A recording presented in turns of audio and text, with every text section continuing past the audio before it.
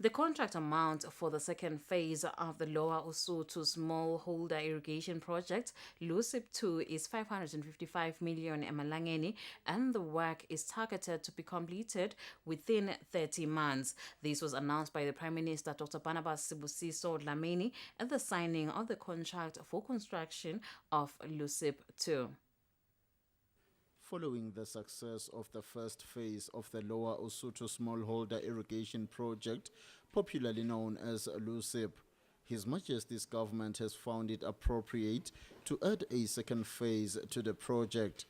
According to the Prime Minister, Dr. Barnabas Sibusiso Dlamini, the success of the Komati Downstream Development Project at Makuka Dam, which saw more than 2,000 homesteads enter commercial farming, thus benefiting 12,000 individuals, motivated government to launch a second big water conveyance project, Lusip, which benefited as many as 3,000 households and 20,000 people.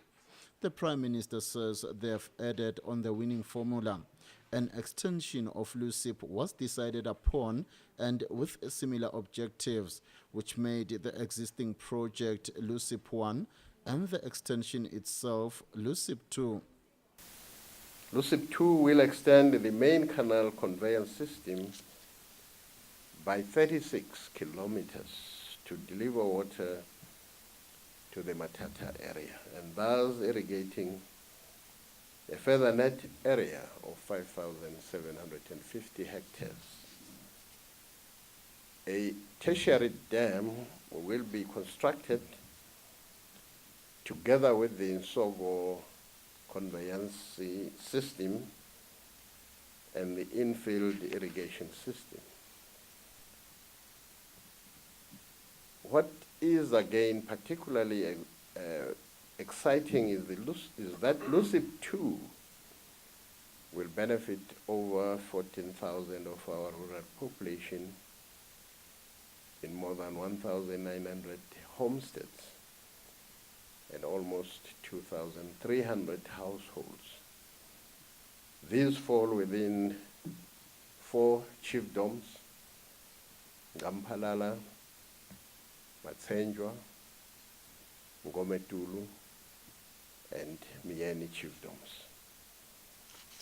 His Majesty's government appreciates very much the funding committed to Lusip II by the African Development, the European Investment Bank, Arab Bank for Economic Development in Africa, and the Kuwait Fund for Arab Economic Development. With the finance identified, it was now time to carry out the established process of inviting and evaluating tenders.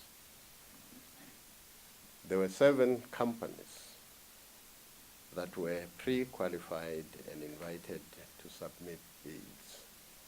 From these, the successful bidder selected from the technical and financial evaluations was Ines JV, a joint venture between the well-established and experienced Swazi company Inyatsi Construction and ESCO, a South African company. The amount of the contract is 555 million emalangeni, and the work is targeted to be completed within 30 months.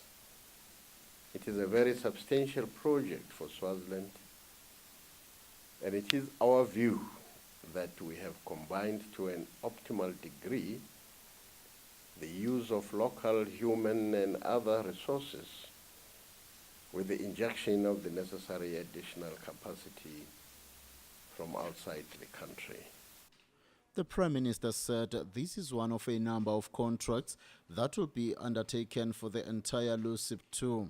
And during peak times, it will bring work on the various construction sites for between 2,500 and 3,500 employees.